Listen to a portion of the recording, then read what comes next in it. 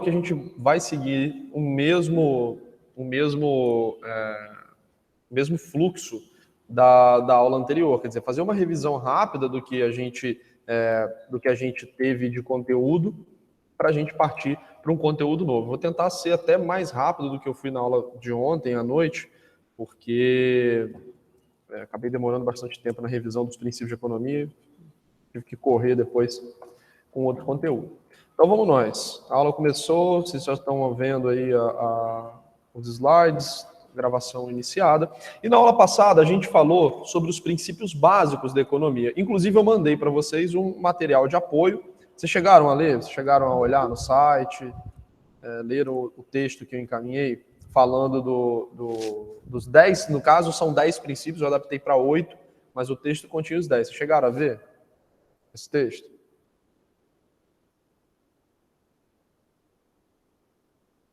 Alô? Pessoal, minha conexão caiu ou ninguém respondeu ainda mesmo?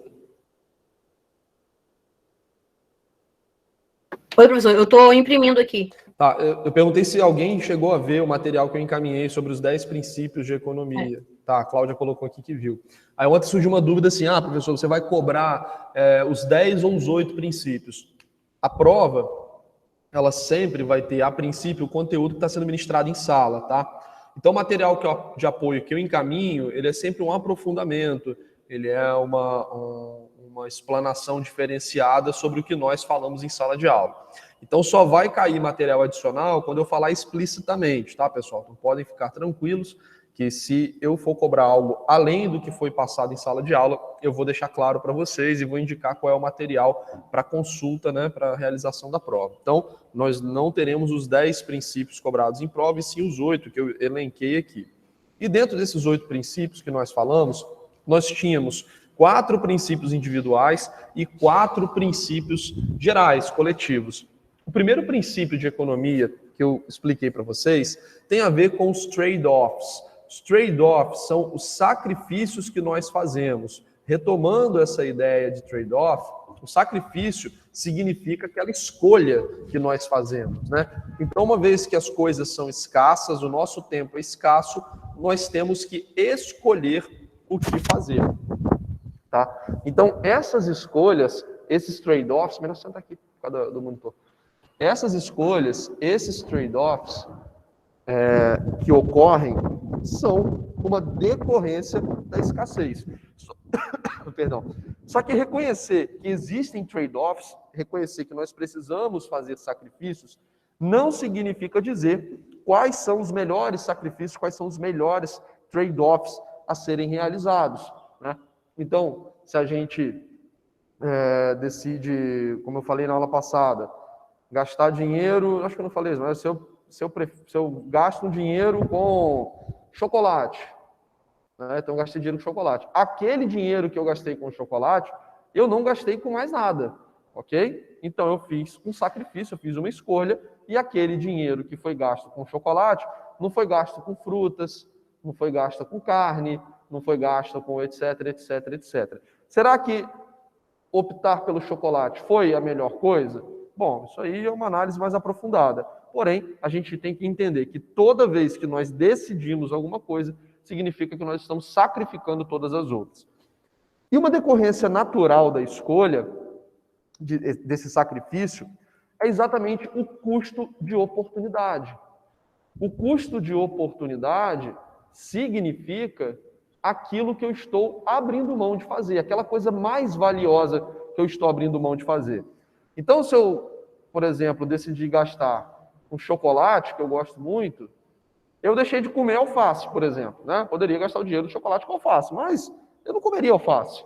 Eu pensaria em comprar um chocolate e um sorvete, né? Então, as nossas escolhas sempre se dão entre as duas coisas, ou poucas coisas, que são muito valiosas para a gente. E o nosso trabalho enquanto seres humanos, e quando a gente aprofunda uma análise mais técnica, é sempre verificar se nós estamos, de fato, escolhendo a melhor opção. Se, às vezes, o meu custo de oportunidade não excede a minha escolha, né? Então, se eu escolhi, às vezes, comprar chocolate, ao invés de comprar uma barrinha de cereal, mas se eu estou no meio de uma dieta, esse chocolate ele vai me custar caro, né? Às vezes era melhor eu ter comprado uma barrinha de cereal, que tem um pouco menos de caloria, né? Então, meu custo de oportunidade naquele momento pode ter sido bem elevado a ponto de eu ter tomado uma decisão equivocada. As nossas decisões, embora quando nós escolhamos qualquer coisa, a gente esteja sacrificando todo o restante, nossas escolhas não se dão entre todas as coisas disponíveis, mas sim entre as melhores coisas que nós imaginamos. E essas escolhas se alteram. Então imaginem, ontem eu dei esse exemplo, né? Estava tendo um jogo do Flamengo, eu falei, imagina que a sala toda, por exemplo, fosse flamenguista e tivesse uma decisão entre assistir aula e ver o jogo do Flamengo, ok? Então, muita gente ontem optou por assistir aula. Mas vamos supor que a gente estivesse falando na semana seguinte de uma semifinal de um campeonato. Então, uma semifinal. Provavelmente, muitas pessoas escolheriam ver o jogo, porque o custo de oportunidades parou. Caraca, vou perder uma semifinal. Né? A aula eu vou ter na semana que vem, vou perder uma semifinal. Só que aí eu posso, por exemplo, observando esse comportamento e sabendo que as pessoas reagem a incentivos, dizer o seguinte, pessoal, quem vier na aula que vem, que é semifinal, vai ganhar 3 pontos. E aí você rebalanceia novamente a sua decisão. Tá? Então, esses 3 pontos principais de que existem trade-offs, esses trade-offs, eles normalmente são feitos entre o que nós escolhemos e o nosso custo de oportunidade.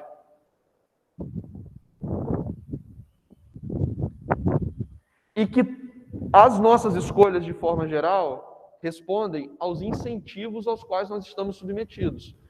Isso tudo, apesar de estarmos falando de princípios diferentes, tem uma conexão.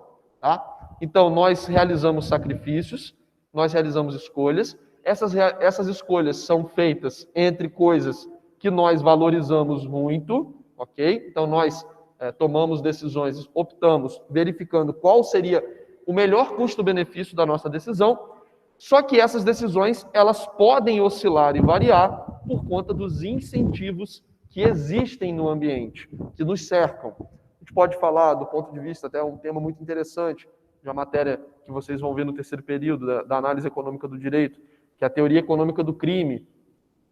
Então, a opção por cometer um crime, se você eventualmente majora a pena, se você aumenta, na verdade, o policiamento, você está oferecendo incentivos negativos ao cometimento de crime, porque o custo de cometer o crime, ele sobe muito se você acha que você vai ser pego, e se for pego, você vai ter uma pena muito elevada, né? Então, todos esses 3 princípios, eles se comunicam de alguma forma, né?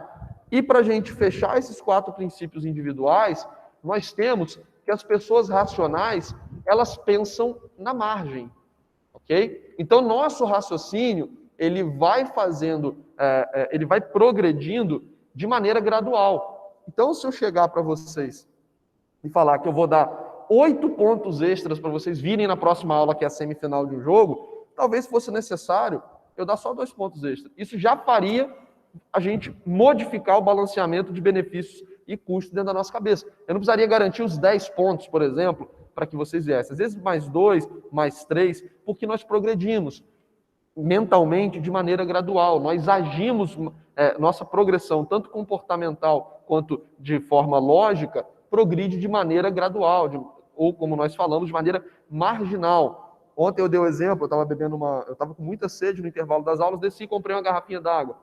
Quando eu estava ministrando essa matéria, a garrafa d'água estava um pouco acima da metade.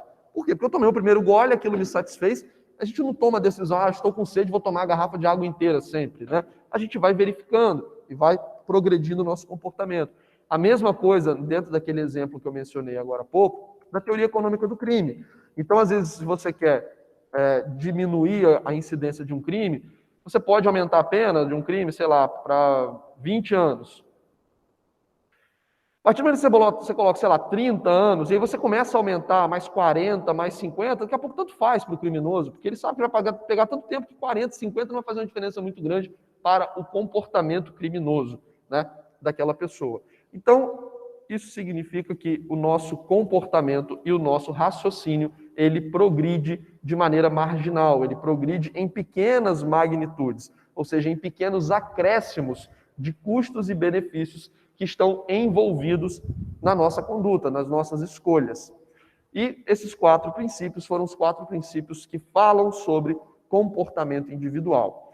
Para além deles, e agora acelerando um pouquinho mais, nós falamos que o padrão de vida de um país depende de sua produtividade, então a riqueza nacional individual também, normalmente funciona dessa forma, é equivalente à produtividade, né?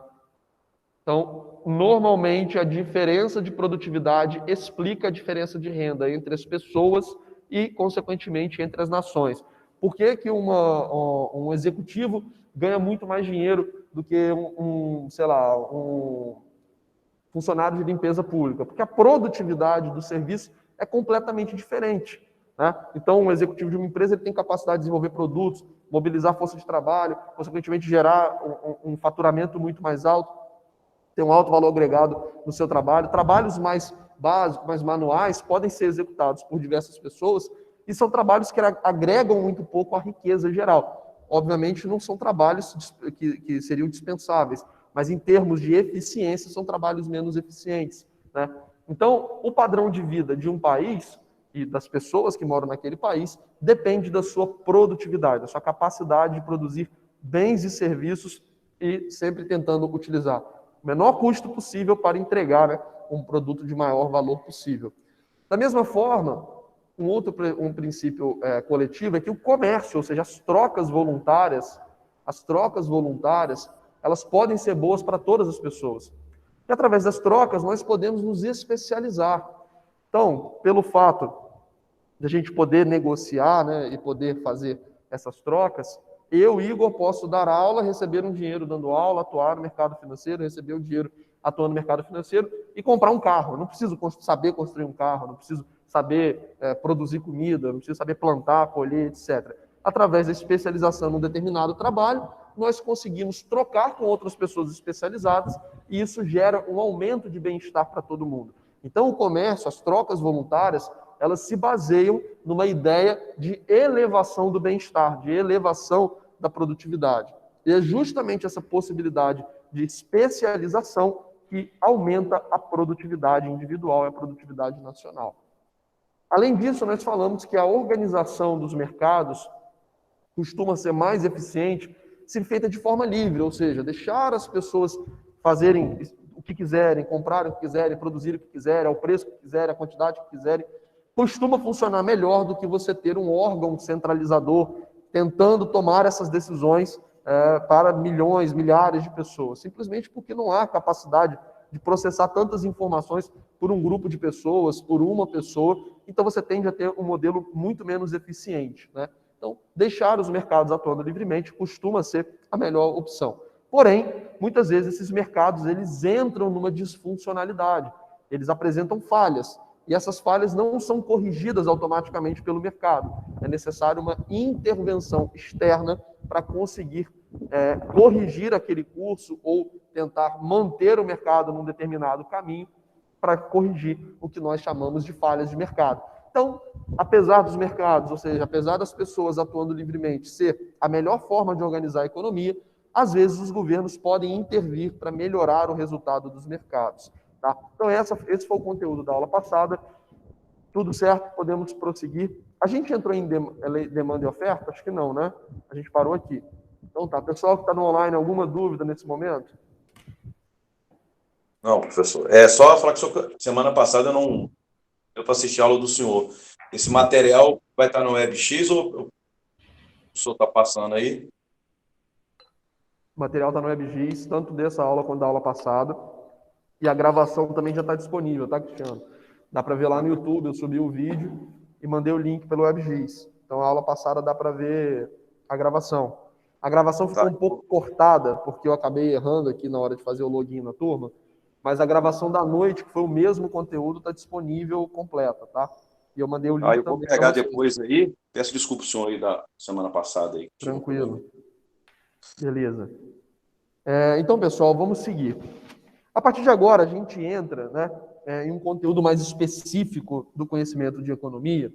E a gente diz que, assim como Existe lei da gravidade, existem leis de reações químicas, leis ou regras biológicas, fisiológicas. A gente pode dizer que, em relação ao comportamento humano, existem algumas leis, né? Existem algumas situações em que o ser humano ele se comporta de forma padronizada, independente do tempo, independente da tecnologia disponível. E algumas das forças das relações humanas mais fortes que existem são as que nós vamos estudar agora, que são as leis da demanda são as leis da demanda e da oferta, ou seja, a lei da demanda e a lei da oferta.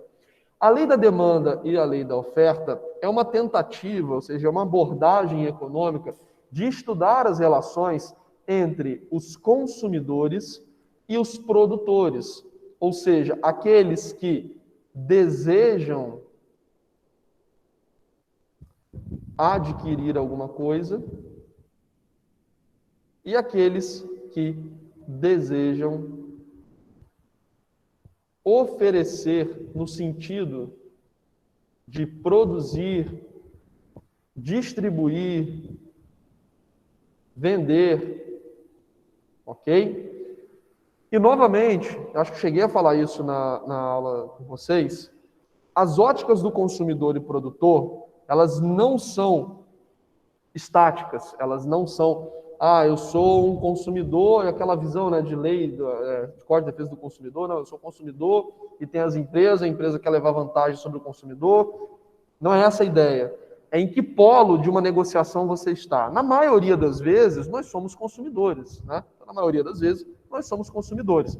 Mas em muitos casos, nós podemos ser produtores. Então, por exemplo, quando vocês se formarem, imaginem que vocês estejam advogando e vocês queiram, vocês recebam um cliente no escritório e vocês façam uma proposta de trabalho.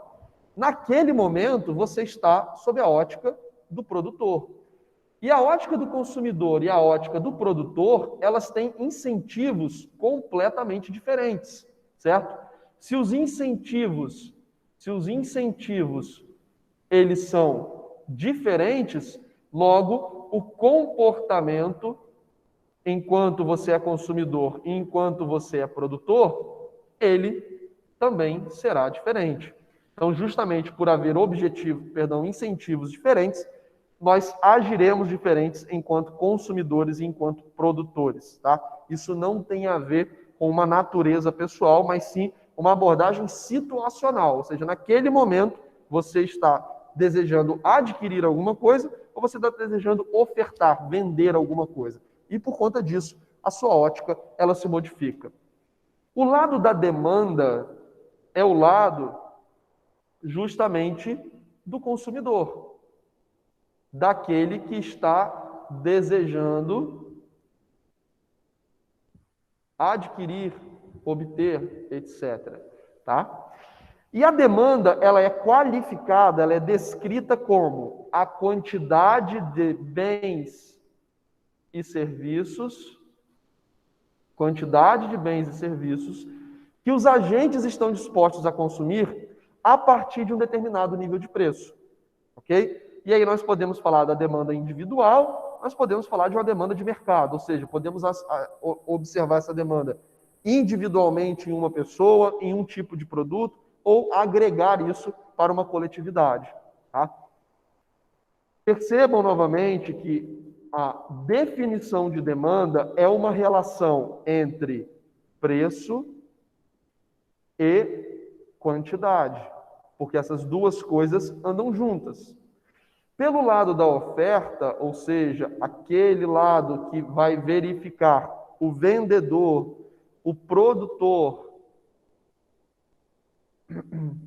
distribuidor, etc., a definição é a seguinte: a oferta reflete a quantidade de bens e serviços que é oferecido ao mercado para um determinado nível de preço.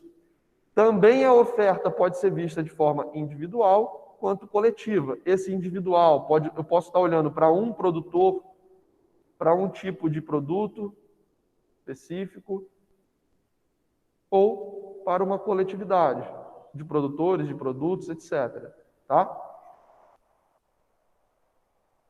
E também a oferta é uma relação entre preço e quantidade, tá?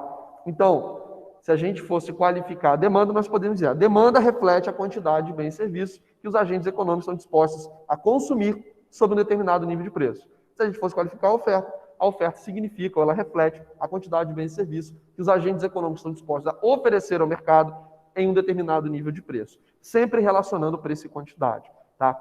E agora a gente vai analisar detidamente cada uma dessas duas forças. E para a gente descrever o comportamento da demanda e da oferta, nós traduzimos isso num enunciado que nós chamamos de lei. Lei da demanda e lei da oferta.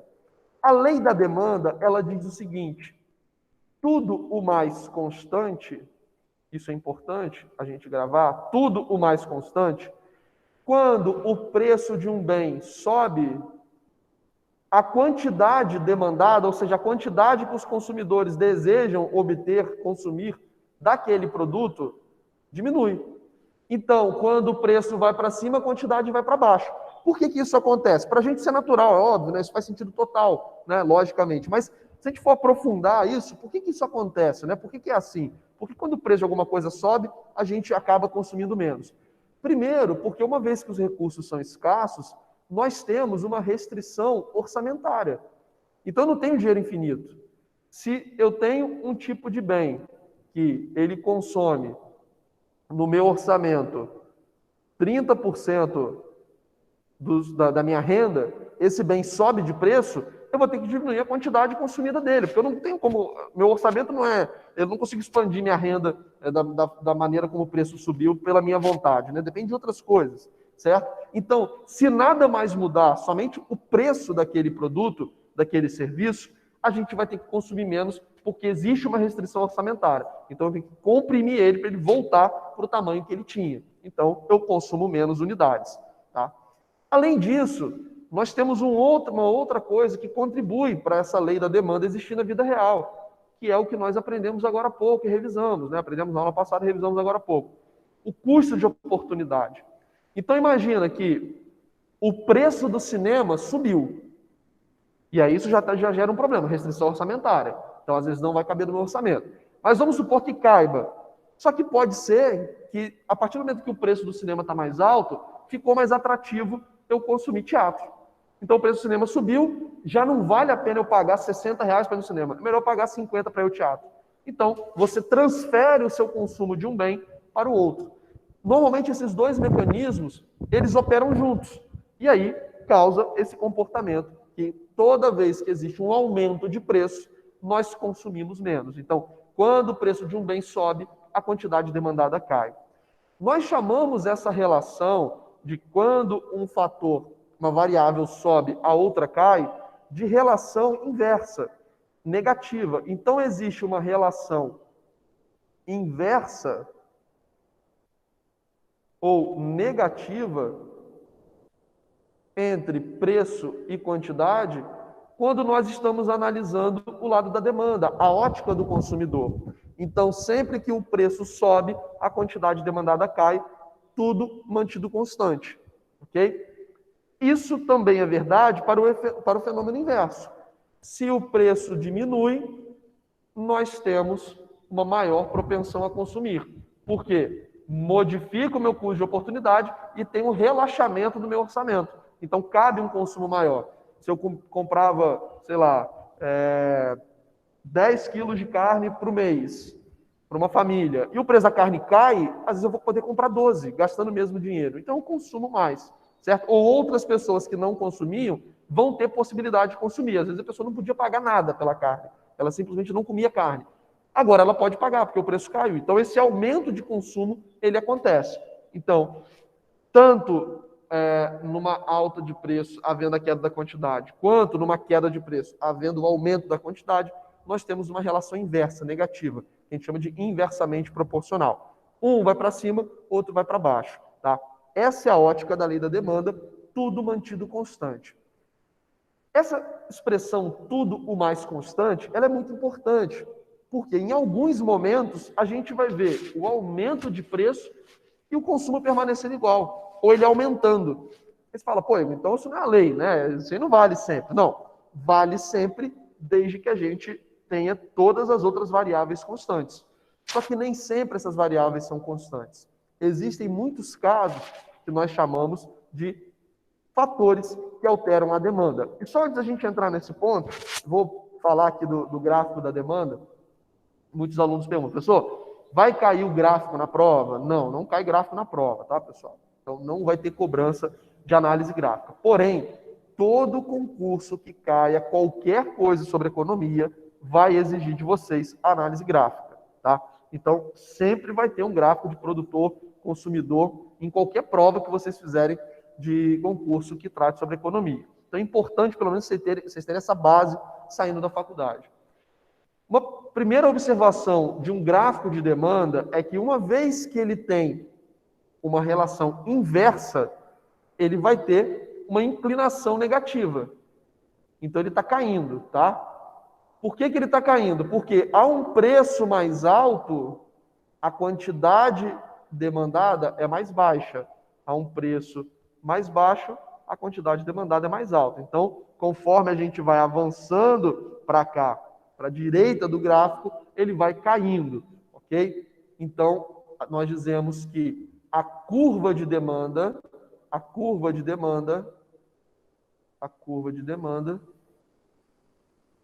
ela é negativamente inclinada. Negativamente inclinada. Tá? Por que nós falamos curva de demanda se eu estou mostrando uma reta? Porque se a gente analisar de fato, plotar num gráfico a demanda de um determinado produto, de um determinado mercado, ela vai adquirir um aspecto de curva. Tá? Então, por exemplo, se a gente, simplificando a explicação, ele não teria como ir para o terreno negativo, né, aqui, de preço. Então, ele começaria a fazer isso aqui, ó, tá? Adquirindo o aspecto de uma curva. Tá bom? Então, a curva de demanda, ela tem um aspecto descendente, né, que a gente chama de negativo, vai baixando, ok? E isso é reflexo justamente daquela relação inversamente proporcional entre preço e quantidade. Então, a curva de demanda, ela é sempre caindo para a direita. E aí eu falava para vocês dos fatores que alteram a demanda. Qual que é a regra da curva de demanda, da lei da demanda, perdão? A regra da lei da demanda é a seguinte: com um preço mais elevado, menos quantidades são consumidas ou são desejadas naquele mercado.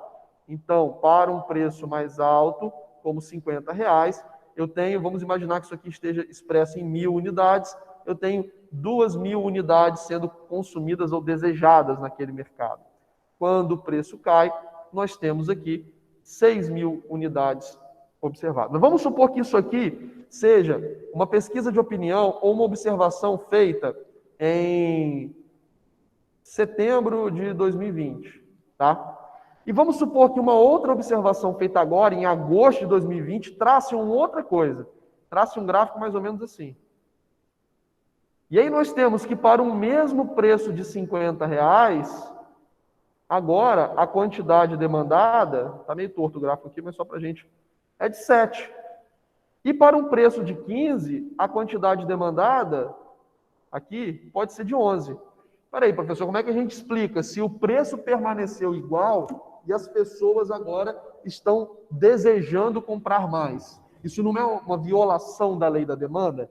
Não, porque se houve essa mudança na curva de demanda, se houve essa mudança na observação que nós fizemos em relação àquele mercado, é porque algum outro fator operou em conjunto. Tá? Algum outro fator além de uma eventual mudança de preço, que são os fatores que alteram a demanda. Então, por exemplo, é muito comum a gente observar, quando você pega um dado histórico de algum tipo de produto, ao longo do tempo, o consumo dele ir subindo. Tendo, às vezes, até o reajuste de preço para cima, o consumo dele vai subindo.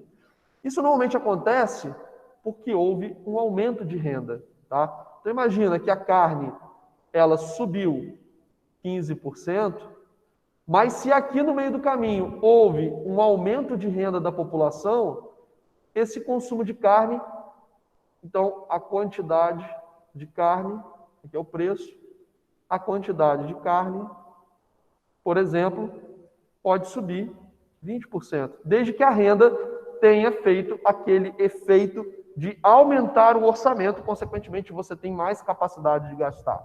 Tá? Então, um aumento de preço pode ocorrer, a gente observar um aumento na demanda, na quantidade demandada? Pode. Mas o que explica isso? Diversas coisas. Normalmente a renda. A renda subiu, as pessoas conseguem consumir mais, mesmo que o preço tenha permanecido constante ou que ele tenha sido majorado. Só que o efeito do aumento da renda foi maior. Tá? Toda vez que nós observamos um aumento de consumo de um determinado bem ou serviço, quando a renda sobe, ou seja, estou ganhando mais, estou consumindo mais. Toda vez que eu observo esse fenômeno na realidade, nós classificamos aquele bem, ou seja, aquele produto ou serviço, de normal. O bem normal é aquele que, quando a renda sobe, a quantidade demandada também sobe. Okay? Então, um bem normal, ele tem a característica de quando a renda sobe, a quantidade demandada também sobe. Mas, professor, se eu tenho mais dinheiro, eu não vou querer consumir tudo mais? Não, depende. Então, imagina que você anda de ônibus, e você tem um acréscimo de renda. O que você vai querer fazer? No mínimo, você vai querer começar a andar de Uber, comprar uma moto, comprar um carro, ok? Então, tem alguns tipos de bens, carne de segunda, por exemplo, tem alguns tipos de bens que, dependendo do aumento da renda, o consumo deles vai cair. Esses bens são chamados de bens inferiores. Os bens inferiores são aqueles cujo consumo cai quando a renda sobe. Então, a renda da população aumentou, mas a quantidade demandada daquele tipo de bem caiu. E, às vezes, um bem pode ser inferior somente em relação a outro. Então, nesse exemplo que eu dei do transporte, o ônibus, ele é um bem inferior em relação à moto. Mas a moto é um bem inferior em relação a um carro, por exemplo. Né? Então, não dá para a gente classificar necessariamente um bem de inferior. Existe um certo consenso, né? Que na maioria das vezes você vai classificar ônibus como bem inferior, que você vai classificar uma carne de segunda como bem inferior. Normalmente... Professor, isso aí, desculpa interromper você, isso aí, no caso é de acordo com o mercado, né? Como ele transita, né? Isso, essa análise a gente... Tem momentos de procura e menos procura, né? É isso? Teve aumento de renda, exatamente. E a gente observou uma menor procura por esses bens. Né? Eu vou dar um exemplo do senhor, assim, até desculpa interromper o senhor, é só para tirar a dúvida. Na época do governo do Lula, um exemplo, teve um momento que o pessoal começou a ter mais coisa, venda de carro, né? Quem não tinha começou, a renda aumentou, né? Aí teve a procura de automóvel, e teve um momento de carro zero mais vendido, e os carros zeros começou a diminuir em termos de venda. No caso, seria isso aí que o senhor está falando? Não sei se o senhor entendeu. Eu só não entendi essa parte do carro zero, você falou que começou a diminuir depois, é isso? Isso. Aumentou a questão do carro zero, depois teve um outro momento que estava passando o país, né? Os estados, diminuiu a venda de carro zero. Isso. E o carro usado começou a ser mais procurado, né? Porque era poder de aquisição, né? Exatamente. Vocês estão me ouvindo bem dessa forma? Está com muito eco, pessoal? Eu estou ouvindo claramente, professor, tá? O som então, aqui, pelo menos. Não, porque eu estava de fone, mas aí se eu ficar de fone, a colega que está na sala não vai ouvir as intervenções de vocês. Mas isso aqui deu para ouvir bem. Tá. Perfeito, Cristiano. O que você falou, o carro 0 km, por exemplo, você falou o seguinte, professor, no momento do governo Lula, teve um aumento expressivo da renda da população, então a renda naquele momento subiu, e a venda dos carros subiu também. Então, a quantidade de carro 0 km aumentou, né? A quantidade demandada de carro 0 km aumentou. Perfeito. Isso faz com que a gente classifique esse bem como um bem normal. Porque a renda subiu e a quantidade de carro subiu também. Agora, vamos analisar o efeito do carro usado. A renda subiu naquele momento, e o que houve com o consumo de carro usado? Caiu. Por quê? Porque as pessoas preferiram comprar o carro zero. Isso faz com que a gente classifique o carro usado como um bem inferior. Por quê? No bem normal, a renda vai para cima e a quantidade demandada também vai para cima. No bem inferior, a renda vai para cima, mas a quantidade demandada vai para baixo. As pessoas querem menos, porque ele é um bem de menor valor para aquelas pessoas, certo? Quando o efeito se inverte, isso continua sendo verdade. Então, quando a renda caiu, a quantidade de carro usado, carro zero, também caiu. Ok? Então, a quantidade de carro zero também caiu. No caso do carro usado, quando a renda foi para baixo, aumentou a quantidade de carro usado. Perfeito, Cristiano. Então, o carro zero ele pode ser entendido como um bem normal e o carro usado ele pode ser entendido como um bem inferior. Essas não são violações da lei da demanda. São casos que nós classificamos como fatores que alteram a lei da demanda. Ok? Obrigado pelo seu exemplo, que foi perfeito aqui para a gente exemplificar o que estava sendo falado. Professor, só uma pergunta. Nesse decorrer da demanda, né? A lei de oferta, a lei de procura, isso se cria, né? Nesse momento. Qualquer outro tipo de artigo de venda, né? Tem algum momento que isso pode, de repente, virar uma bolha, assim, de questões de... Eu vou dar um exemplo, senhor, agora, assim, não sei se está dentro ou o senhor vai chegar a isso ainda. A questão, falou assim, do gado de corte hoje, a carne. A carne, ela subiu, certo? Uhum. E a arroba de boi, onde que era normal se comprar hoje, a venda, né, de gado, R$140 até 190, ela dobrou. Você tá entendendo? Então, assim, eu vejo uma hoje. Eu vejo que isso pode virar uma bolha, né? Eu não sei se concorda comigo. Eu não vou tratar especificamente esse conceito de bolha, porque ele tem uma abordagem até mais financeira que econômica, tá? Mas nós vamos falar sobre isso ainda nessa aula, se a gente tiver tempo, que é na parte de equilíbrio de mercado, tá? Acho que dá tempo sim, a gente vai falar sobre isso. E aí vou usar até o seu exemplo, tá, Cristiano? Vou pegar mais um exemplo seu. Isso que é importante, pessoal, a interação, porque às vezes vocês trazem exemplos que só vocês vocês vão assimilar e às vezes eu não vou pensar em dar esse exemplo. O quê, Cristiano? Eu até me desculpa aí, de repente, ter antecipado. Estou te agradecendo, você está contribuindo para a aula. Inclusive, os outros colegas podem contribuir também, porque a aula fica mais rica, fica mais dinâmica, né? Porque a gente interage. Perfeito. Podem contribuir sempre que vocês tiverem vontade, qualquer dúvida, vocês podem me interromper e perguntar, porque, novamente, a aula melhora, tá? Quando isso acontece. Pode deixar que a gente vai falar sobre isso no equilíbrio de mercado, tá?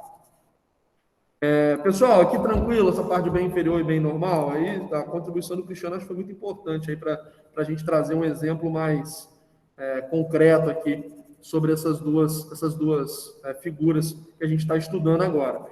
Só que, como eu falei para vocês, existem outros fatores que alteram a demanda, né? E que não são violações da lei da demanda, porque, novamente, a lei da demanda diz que tudo mantido constante, a gente vai ter um aumento de preço causando a queda da quantidade demandada e vice-versa. Só que uma vez que a renda modificou, não estava tudo mais constante, né? A gente teve outra alteração. Algumas dessas alterações têm a ver com o que nós chamamos de bens substitutos e bens complementares. Tá? Bens complementares. Os bens substitutos, eu não preciso explicar o conceito de cada um, só falando aqui que vocês vão entender bem. É que um pode ser trocado pelo outro, né? Um substitui o uso do outro, ele cumpre a função do outro de maneira satisfatória. Os bens complementares, eles são consumidos em conjunto, na maioria das vezes, porque um complementa o outro. Um exemplo muito fácil de bens substitutos para a gente entender esse efeito é a gente falar de gasolina e etanol. Então, vamos observar aqui, por exemplo, uma determinada curva de demanda da gasolina. Tá? Então, nós temos aqui a gasolina, e aí, a um preço de R$6, a um preço de 3, nós temos aqui uma quantidade consumida. Vou botar em termos de litros, talvez, num determinado período, tá bom? Então, para um preço de R$6, para um preço de R$ 6, nós temos aqui uma quantidade consumida, então vamos fingir que está reto, uma quantidade consumida de 200 litros, ok? Para um preço de R$ 300, vamos fingir também que está reto aqui. Para um preço de R$ 3, nós temos a quantidade consumida de 400 litros. Não é fácil eu fazer assim, né? Espera aí, vai ficar melhor o gráfico, para vocês entenderem.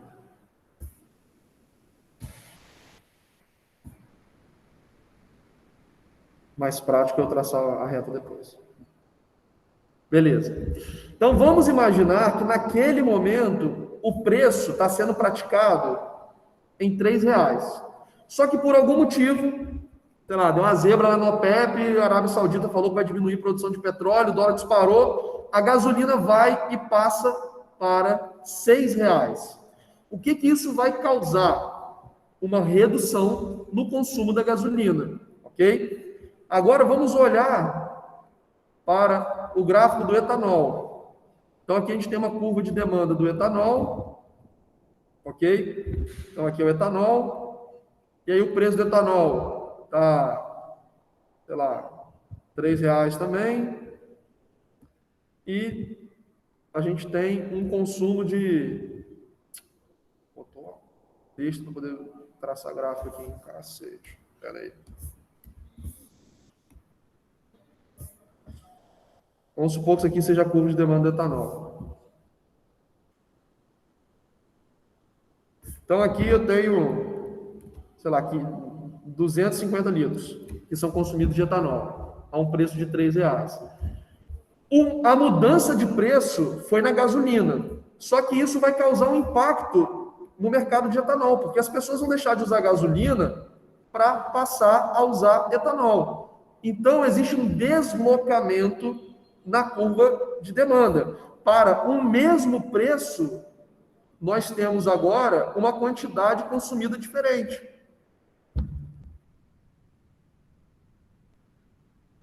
Vamos supor que para o mesmo preço de R$ 3, eu tenho aqui 400 litros sendo comercializados agora. Por quê? Porque o aumento de preço da gasolina vai causar uma redução no consumo da gasolina. E para onde vai esse consumo? Para o etanol. Então, por mais que não tenha havido mudança de preço no etanol, se a gente fosse olhar para a demanda, bom, não mudou o preço, não vai mudar a quantidade demandada. Não houve incentivo para os consumidores mudarem o consumo.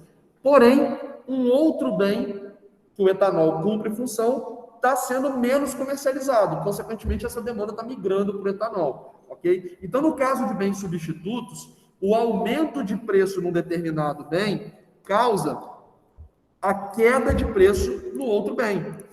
Perdão, um aumento de preço num determinado bem gera um aumento de quantidade demandada em outro tipo de bem. Ok? Então, uma queda de preço, caramba, só um aumento de preço. Pode ser queda também, mas o exemplo seria diferente, o gráfico seria diferente. Um aumento de preço da gasolina causou um aumento na quantidade demandada de etanol. Por quê? Porque eles são bens substitutos. Um substitui o uso do outro. No caso de bens complementares é diferente.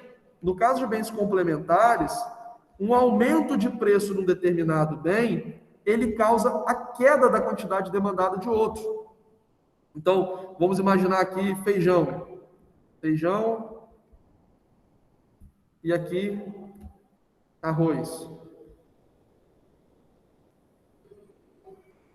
Então, vamos imaginar que ao preço de 3, a gente consumia, sei lá, 10 sacas de feijão por família, e ao preço de 6, isso aqui vai para 4. Ok? Então, nós temos aqui... Caraca, bicho. Eu vou desenhar esses gráficos em casa antes de vir para a aula. Então, aqui nós temos 6, e aqui nós temos 3.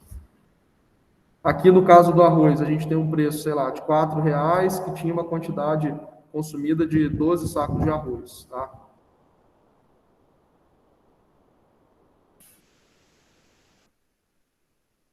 Então, No caso do feijão, o preço subiu, a quantidade demandada diminuiu, né? Pula daqui para cá. Então, antes a gente consumia 10 sacos de feijão, um mês agora consome 4, porque o preço subiu.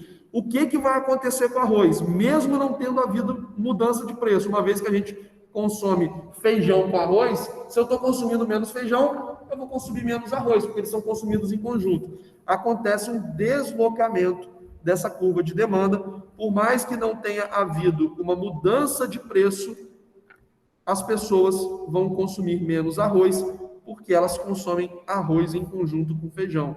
Consequentemente, agora para um preço de 4, a gente vai consumir, sei lá, 5 sacas de arroz. Então, essa curva de demanda, ela se desloca, e agora ela vem para um outro ponto, né? Ela migra daqui para cá, ou seja, ela faz um recuo por conta do menor consumo causado pelo aumento de preço no outro bem.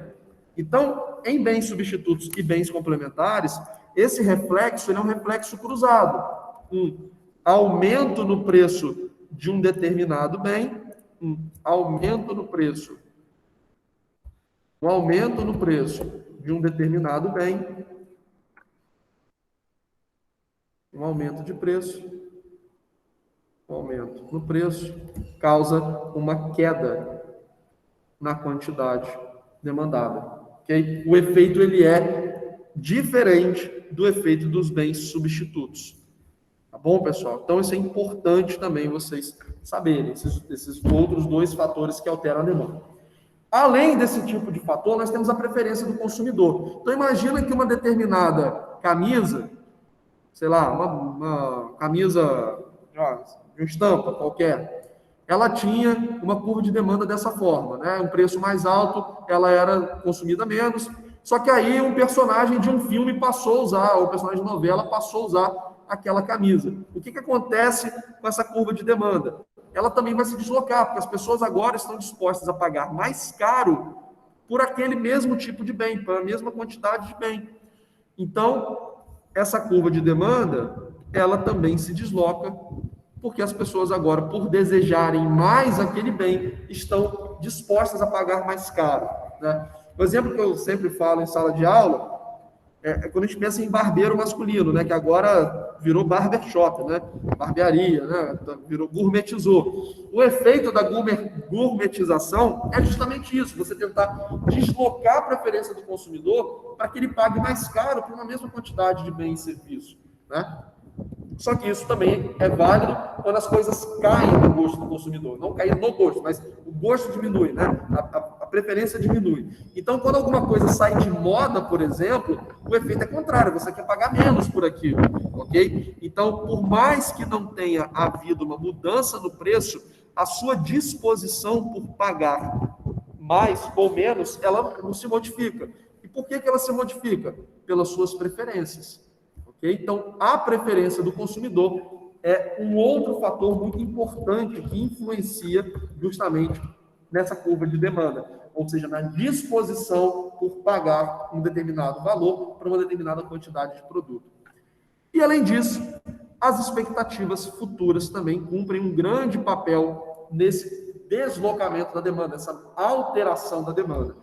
Porque vamos supor que isso aqui seja água mineral. Tá? Esse gráfico seja um gráfico de água mineral, e a gente ouve falar que deu um problema na fonte lá de Raposo. O que você vai fazer?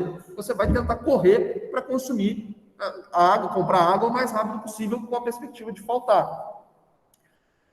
Então, como você acha que vai faltar e o preço vai subir, o que você faz? Você antecipa o seu comportamento, você tenta comprar aquilo movido por uma expectativa futura. Essa expectativa futura já acelera aquele processo ou já causa um processo de mudança de preço. Então, você vai estar disposto a pagar mais caro porque você já acha que aquele bem ou serviço ele vai subir muito de preço dali a algum tempo. Ou você espera para consumir porque você acha que vai cair, ok? Então, as expectativas futuras, elas cumprem também um grande papel nessa modificação da lei da demanda, ok? Lembrando que todos esses fatores, eles vão modificar aquela expressão inicial, tudo o mais constante, ok? Porém, se a renda se modifica, as coisas não estão mais constantes. Se o preço de bens relacionados, ou sejam eles substitutos ou complementares, se modificam, as coisas não estão mais constantes. Se a preferência do consumidor se altera, as coisas não estão mais constantes. E se as expectativas futuras se modificam, as coisas não estão mais constantes. Ah, professor, mas no mundo, o mundo é muito complexo, as coisas sempre vão se alterar. Sim, é verdade. Mas isso não vai modificar o fato de que um aumento de preço, ele contribui, ele tem como um efeito natural uma queda na quantidade demandada. A gente sempre vai ter outros fatores operando, né, que podem flexibilizar. Mas essa é uma regra. Se a gente analisar isoladamente e conseguir tirar esses efeitos dessas outras variáveis, a gente vai observar isso na prática. Tá? E em economia, a gente sempre tenta simplificar um pouco a análise, porque, de fato, a realidade humana é muito complexa, a realidade social é muito complexa. Tá? Mas quando a gente consegue segmentar a análise, focar no que nós estamos analisando, a gente vai conseguir ter um entendimento melhor e conseguir chegar a enunciados, as regras que nos ajudam a entender a realidade. Tá?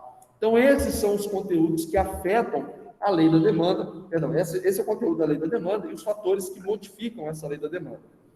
E aqui são alguns exemplos que eu já mencionei para vocês agora há pouco, mas de forma gráfica. Tá? Pessoal, tranquilo em relação à demanda? Ok?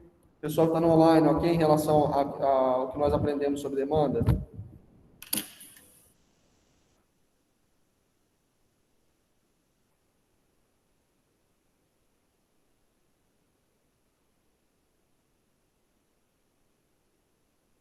Então tá, vamos prosseguir aqui. Qualquer dúvida, vocês me perguntam.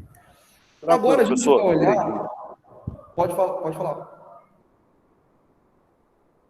Alguém vai perguntar? Bom, não sei se escapou o áudio de alguém, mas eu não consegui entender. Se alguém quiser perguntar aí, não tem problema não, tá bom? Pode perguntar. Não, professor, é que deu eco aqui.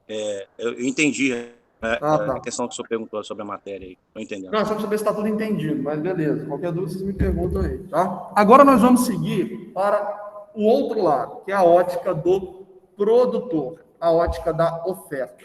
E da mesma forma, nós começamos com a expressão, tudo o mais constante. Porque se as coisas alterarem, essa regra não vai ser exatamente assim, tá? Mas pelo lado da oferta, nós temos que, toda vez que o preço sobe, a quantidade demandada, toda vez que o preço sobe, a quantidade ofertada também sobe. Ou seja, quando uma determinada mercadoria fica mais cara, as pessoas, os produtores, têm interesse de vender mais aquela mercadoria. Isso acontece porque receitas mais altas refletem oportunidade de lucros mais altos.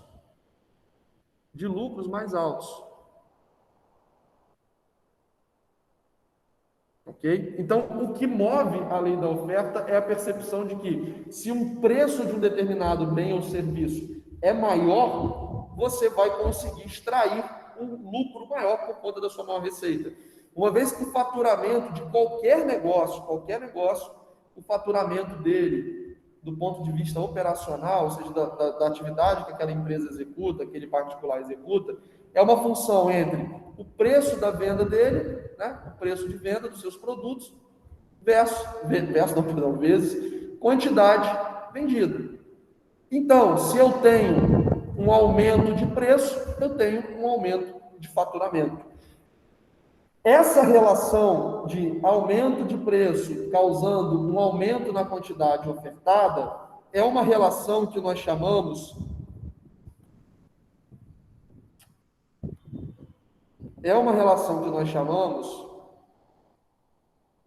proporcional, diretamente proporcional, ou uma relação positiva. Preço para cima, quantidade ofertada para cima. Preço para baixo, quantidade ofertada para baixo.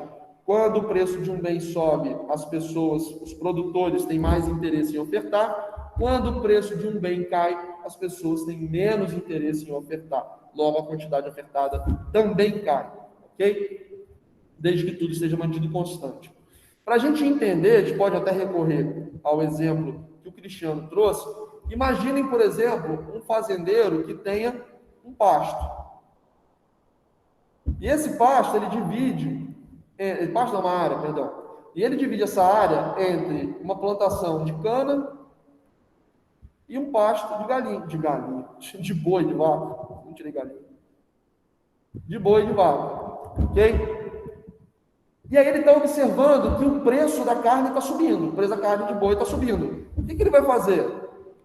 Ele vai simplesmente tirar ou diminuir o tamanho da área que ele deixa reservada para a cana-de-açúcar e ele vai colocar mais vaca no pasto, mais boi no pasto, ok? Para ele poder vender a carne de boi, cujo preço está subindo. Então, ele aumenta a quantidade ofertada ao mercado, uma vez que os preços estão mais altos. Não é tão interessante agora ele comercializar cana-de-açúcar, né? O inverso também pode acontecer, a cana pode ficar melhor e ele trocar. Isso é muito comum na nossa região aqui, o colega até trouxe esse exemplo ontem, na usina, né? Então, o preço do açúcar sobe, a usina faz açúcar. O preço do etanol sobe, a usina faz álcool, né? Então, isso é um reflexo da lei da oferta. De que quando o preço de um bem sobe, a quantidade ofertada desse bem também sobe. Quando nós analisamos a curva da oferta, porque ela também tem um aspecto de curva, quando nós colocamos ela refletindo o mercado real, ela tem um aspecto positivamente inclinado. Então, a curva de oferta, ela é ascendente. Toda vez que vocês olharem o gráfico, a barrinha que estiver subindo, ou a curva que estiver subindo, reflete a curva de oferta. Então, a curva de oferta, ela é ascendente. Ela é positivamente inclinada. Ela está subindo. Isso é um reflexo de que preços baixos refletem uma menor disposição de ofertar. Então, preço baixo, quantidade baixa. Preço alto, quantidade elevada. Só reforçando, um gráfico de oferta e demanda, ele sempre tem no eixo Y, que é esse eixo vertical, o preço. E ele sempre tem no eixo X, que é esse eixo horizontal, a quantidade. Okay? Então, quando um preço está baixo, a quantidade ofertada no mercado é baixa. Quando o preço está alto, a quantidade ofertada nesse mercado também está alta. Ok? Ou ela tende a subir, né? Então, setinha do preço para cima, quantidade ofertada para cima, setinha para baixo, quantidade ofertada para baixo. Preço para cima, quantidade para cima, preço para baixo, quantidade para baixo. É uma relação direta, é uma relação positiva. Um sobe, outro sobe, um cai, o outro cai. Só que na oferta também existem fatores que promovem a sua modificação.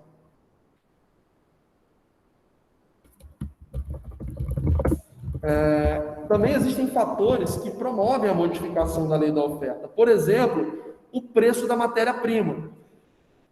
Tanto o preço da matéria-prima quanto a tecnologia são fatores que normalmente contribuem para um aumento da quantidade ofertada, mesmo que a um preço mais baixo. Lembrando qual que é a lógica da oferta. Se o preço sobe, eu aumento a quantidade ofertada. Se o preço cai, eu abaixo a quantidade ofertada, né?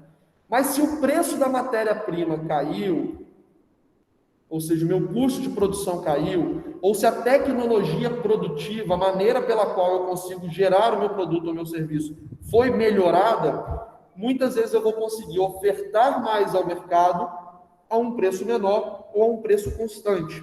Tá? Então, eu tenho uma capacidade produtiva maior, ou eu aumento a minha margem de lucro por conta de uma queda no preço da matéria-prima. Tá? Então, esses dois fatores, eles normalmente, mas nem sempre, contribuem para que a quantidade ofertada seja maior a um preço mais baixo ou a um preço constante. Tá? Além disso, as expectativas dos agentes produtores também modificam, porque eles podem esperar uma redução da matéria-prima e reajustar seu preço, esperar um aumento da matéria-prima e reajustar também seus preços. tá? Então, as expectativas futuras, da mesma forma como elas afetam o consumidor, elas também vão afetar o produtor, tá? E aí, quando esses fatores operam, existe um deslocamento na curva de oferta. Por exemplo, uma redução na matéria-prima, no preço da matéria-prima. Então, imagina que eu sou, sei lá, uma empresa eu sou uma usina. Eu sou uma usina que produz açúcar e o preço do quilo, da tonelada da cana-de-açúcar caiu. Logo, meu custo de produção ele também cai. Consequentemente, ao mesmo preço, eu sou capaz de ofertar uma quantidade maior nesse momento. Veja que antes eu estava ofertando 2, mas pode ter acontecido uma queda no preço da tonelada da cana-de-açúcar, e agora eu forneço, sei lá, 6 milhões de litros de álcool, 6 mil litros de álcool, qualquer que seja a medida, né? Então, ao mesmo preço, eu tive a possibilidade de ofertar mais ao mercado. Por quê? Porque o meu custo caiu, tá?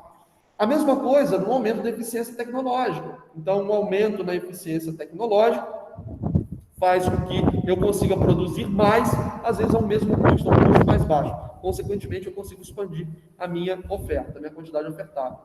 E a mudança das expectativas futuras. Eu posso imaginar que o meu competidor vai mudar de preço, ou que os preços vão cair, ou que, enfim, qualquer coisa, nesse caso de expectativa futura, muita coisa pode contribuir para modificar tanto a demanda quanto a oferta, tá? E a gente tem um deslocamento. Nesse caso aqui, um deslocamento para a direita reflete um aumento na quantidade ofertada ao mesmo preço.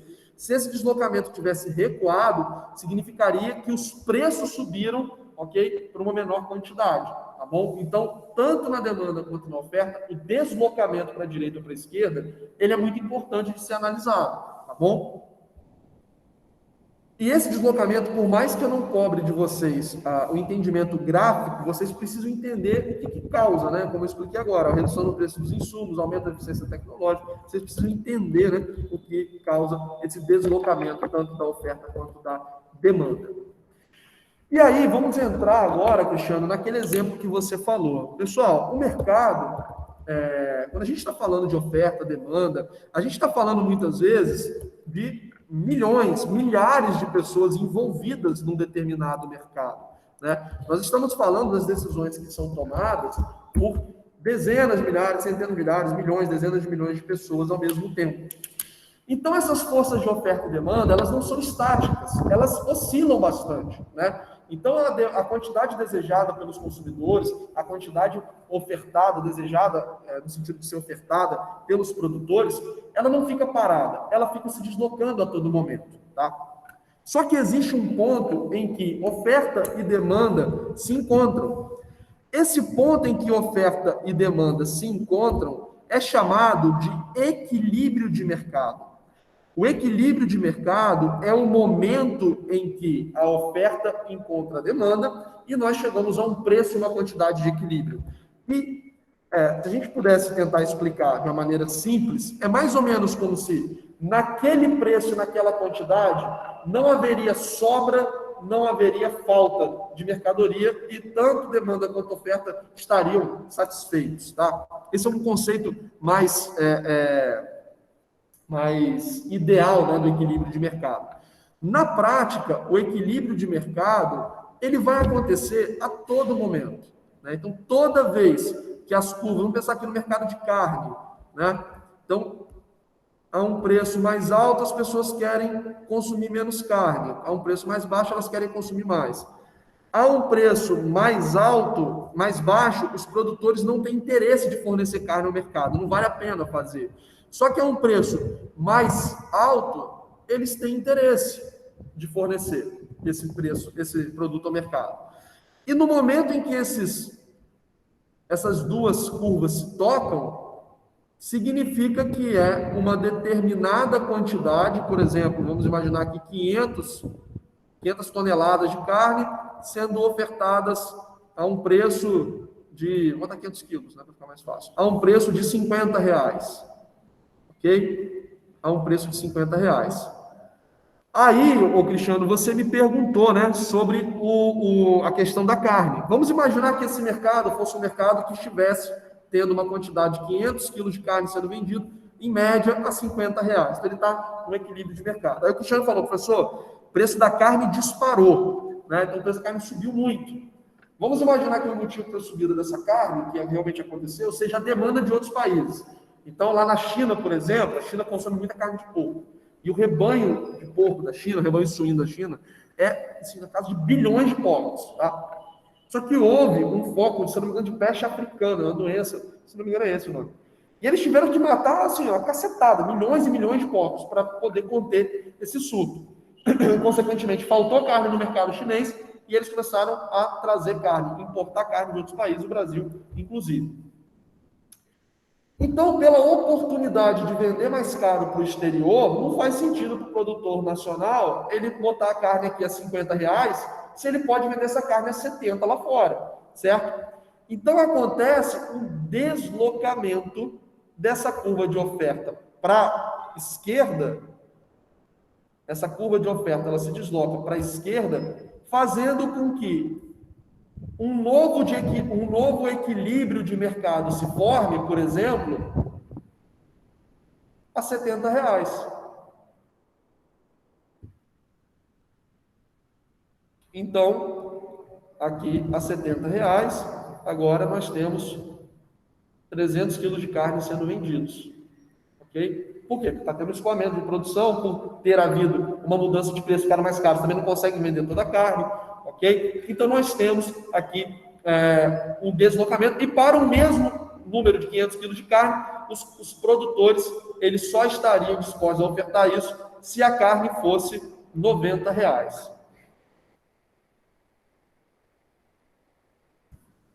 Então, se a carne fosse R$90, eles estariam dispostos a ofertar 500 quilos de carne. Tá? 500 quilos de carne.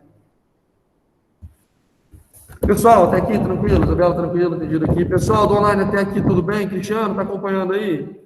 Sim, senhor, tudo certinho, estou entendendo. Beleza. Então, agora, a gente vai ver onde que entra isso que você falou aí sobre a bolha, né? Não vamos usar esse nome bolha, tá bom, pessoal? Mas vamos entender o seguinte. Olha só. A gente tinha um mercado equilibrado no momento 1, então vou botar aqui T1, tempo 1, esse mercado ele estava equilibrado a um preço de R$50 em que eram comercializados 500 quilos de carne. Tá? Então, aqui é o T1, é o momento 1. Alguma coisa aconteceu, que nesse caso que eu usei foi um problema na China, né, que de fato aconteceu, e esse mercado ele foi para um equilíbrio no ponto 2, ou seja, 2 meses depois, vamos imaginar, agora nós temos 300 quilos de carne sendo vendidos e a média de preço subiu para R$70. Olha como é que isso vai funcionar dentro da economia, né? Uma vez que o preço subiu, menos gente vai consumir, ok? Porque restrição orçamentária, custo de oportunidade. Então, muita gente não tem capacidade financeira de manter o consumo de carne, muita gente vai preferir comer carne de frango, né? Vamos imaginar que isso aqui seja carne bovina, tá bom? Então, muita gente vai preferir comer carne de frango, porque não tem capacidade de pagar esse valor, ou então acha que não vale a pena pagar. Então, o número de consumidores se reduz. Por outro lado, nós vamos ter vários produtores rurais pensando o seguinte: putz, carne está dando um lucro desgraçado, o preço disparou. Antes eu vendia o arroba do boi para o frigorífico, nem sei se é arroba, o quilo da carne do frigorífico a tantos reais, e agora eu estou vendendo por 2 vezes mais que isso. Então eu vou aumentar o meu pasto, vou comprar mais bezerro, vou fazer e vou botar mais boi no pasto. Então você chama pessoas para dentro do mercado. Né? Você está trazendo produtores, está trazendo novos produtos para serem ofertados no mercado. A quantidade ofertada, ela vai subir. Num determinado momento, vai acontecer de que essa nova carne que está entrando no mercado, ela vai ser colocada a um determinado preço, só que não vai ter gente disponível para pagar aquilo, porque os consumidores não estão dispostos, eles não conseguem pagar aquele preço. E aí vai começar a haver um excesso de carne no mercado. Consequentemente, o que vai acontecer com o preço? Para eles poderem vender, eles vão ter que reduzir esse preço. Então, imaginem que depois de um grande aumento de preços, é natural que, conforme essa nova produção chegue ao mercado, nós tenhamos um um novo deslocamento da curva de oferta, que se, por exemplo, no caso de uma bolha, tá, Cristiano, que é uma euforia, né? Uma bolha é causada por uma euforia, todo mundo vai fazer a mesma coisa. E aí existe um excesso no mercado daquele tipo de mercadoria. Então vamos imaginar, Cristiano, que tenha havido uma bolha no mercado de carne, que agora está tendo gente que nunca foi fazendeiro, que está botando gado no pasto, que está jogando carne no mercado, daqui a um tempo vai estar entrando uma cacetada de tonelada de carne aí no mercado. Só que, novamente, as pessoas não vão estar dispostas a consumir carne naquele preço, porque não tem consumidor suficiente. E a própria competição entre os produtores vai fazer com que esse preço caia, né? Porque ele vai tentar vender na frente do competidor dele. Então, o que vai acontecer com essa curva de oferta? Ela novamente se desloca para um novo ponto que vai trazer um outro equilíbrio ao mercado, né? E, às vezes, esse mercado vai estar equilibrado daqui a pouco a um preço de R$35 por uma quantidade de carne muito maior. Por que isso aconteceu? Porque, num primeiro momento, a gente tinha um mercado em equilíbrio num determinado ponto, né? Então, T1 é o mês inicial, aí imaginem que T2 é igual a 2 meses depois, e como esse preço subiu muito, muita gente foi chamada para o mercado, muitos ofertantes entraram no mercado. T3 pode ser, às vezes, 6 meses depois, né, para dar tempo dessa produção ser escoada para o mercado. O que aconteceu? O preço caiu e o mercado chegou a um novo equilíbrio. Tá? Essa relação de curva que vai andando para lá, oferta para lá, demanda para cá, nesse caso, eu só desloquei a curva de oferta. Poderia ter deslocado a curva de demanda também, tá bom? Mas o importante de explicar nesse cenário é mostrar como que esse equilíbrio de mercado ocorre e como ele não é estático ao longo do tempo. O equilíbrio de mercado, ele vai andando ao longo do tempo, né? Para diferentes preços, diferentes quantidades, tá? Mas que normalmente reflete a quantidade que seria absorvida no mercado a um determinado preço. E numa bolha, numa euforia, o que ocorre é que tanta gente vai fazer a mesma coisa que aquele mercado daqui a pouco desaba de preço, porque tanta gente quis entrar para vender carne a um preço mais alto, que vai ter um excesso de carne no mercado, e daqui a pouco esse preço ele desmorona, né? Ele tem que cair para escoar essas vendas, ok? Então, nessa explicação, tem que colocar para vocês esse equilíbrio de mercado, trazendo o exemplo que o colega trouxe. Cristiano, ficou bem entendido aí? Entendi, professor, entendi. Tá? Esse conceito de bolha, como a gente estava falando mais cedo, né? A bolha é um movimento extremamente excessivo no mercado. Tá? O que normalmente ocorre, por exemplo, isso aqui que eu expliquei, não seria exatamente uma bolha, tá bom? Porque o mercado, ele tem esse andamento dinâmico. E quando nós dizemos que, naquele princípio de economia, que é muito melhor você deixar o mercado andando sozinho, porque você imagina se houvesse um comitê de pessoas dizendo quanta quantidade de carne tem que ser feita, quantos bezerros vão ter que ser comprados, criados, etc, etc. É impossível para um comitê de pessoas fazer isso. Imagina pensar numa região como o Campos, que tem muitas fazendas, imagina pensar no Brasil, né, que são milhões, milhares de produtores rurais ao mesmo tempo. Então, esse movimento de mercado que ocorre livremente, ele normalmente é suficiente para equilibrar o mercado. Por isso que quando o preço da carne sobe muito, o ideal é que você não faça nada, porque o mercado ele vai se ajustar. Vai vir mais gente produzindo carne, vai vir mais mercadoria sendo ofertada, as pessoas vão adaptar o seu consumo, tá bom? Então, na maioria das vezes, é possível que esse equilíbrio de mercado ele chegue a um ponto adequado depois de algum tempo, né? Então, ele está no equilíbrio, ele desloca para um ponto menos interessante, depois ele volta para um ponto melhor, tá bom? Então, esse equilíbrio de mercado, ele é um equilíbrio dinâmico, tá? Que vai refletir um preço de equilíbrio que reflete aquele patamar de preços em que uma determinada quantidade ela é consumida. Nesse caso que eu mostrei para vocês, seria aqui uma mudança, né, ao longo do tempo. Esse equilíbrio de mercado, ele sempre vai acontecer, tá, pessoal? Porque quando eu estou analisando um mercado, se eu digo que é quando existe o encontro da oferta e da demanda, é mais ou menos quando tem negociação naquele mercado, tá? E os mercados, em geral, sempre têm negociações, mesmo que sejam poucas, tá bom? Então, o equilíbrio, ele sempre existe. Em algum ponto, ele vai existir, ok? Porém, nem todo equilíbrio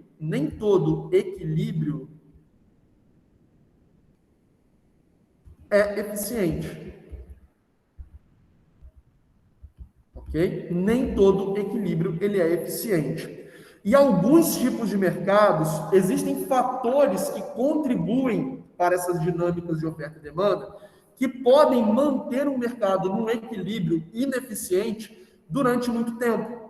Por exemplo, carne bovina é um tipo de mercado que, a princípio, qualquer pessoa pode entrar, né? Se você tiver dinheiro para comprar um pasto, tiver dinheiro para comprar bezerro, você vai comprar terra, vai arrendar, vai botar o bezerro e vai criar o bezerro ali. Não demanda, né, a princípio, uma estrutura muito cara, uma expertise muito grande. As leis são muito flexíveis para você poder fazer isso. Então, é um mercado que tem uma competição muito grande, principalmente uma competição internacional. Porque se a carne brasileira ficar tão cara, a gente traz carne na Argentina, traz carne nos Estados Unidos, né? Não é possível fazer isso. Alguns mercados, eles não são tão eficientes assim. E aí, a gente pode ter, naquele determinado mercado, um ponto de equilíbrio que não é eficiente. Ok?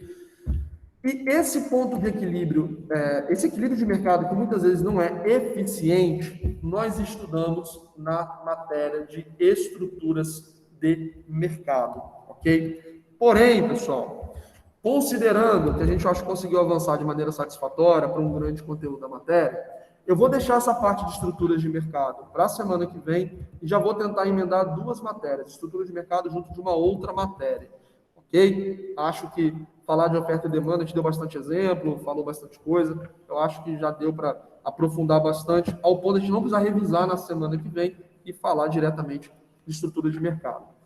Além disso, eu vou mandar para vocês no final de semana alguns vídeos para vocês aprofundarem o conhecimento em oferta e demanda. Vou até procurar alguns vídeos daquele canal do Porquê, que são vídeos bem interessantes, e eventualmente até alguns exercícios para vocês, não vai valer nada, mas acho que vale a pena vocês analisarem, para vocês fixarem o entendimento, tá bom? Porque apesar de não cair gráfico, eu pessoalmente entendo melhor uma situação olhando o gráfico do que textual. Às vezes vocês preferirem, a gente pode até botar um gráfico na prova, mas eu prefiro ver o gráfico do que fazer uma análise textual. Tá? E aí eu mando alguns conteúdos para vocês de fixação sobre oferta e demanda. Antes de eu abrir para perguntas aqui no final, deixa eu só avisar que eu vou tirar o print aqui da turma para poder fazer a presença, antes de liberar vocês também. Luísa, eu vou deixar o nome dela anotado aqui. Pessoal, antes da gente terminar, queria saber, Isabela, tudo certo? Alguma dúvida? Tranquilo? Pessoal que está no online, alguma dúvida da matéria de hoje, alguma sugestão de, sei lá, exemplo, algo que não ficou muito claro que a gente poderia fazer na aula que vem? Como é que foi a aula aí de hoje para vocês? Professor, acho que está formidável a aula, estando tranquilo, sem crítica nenhuma. Ótimo.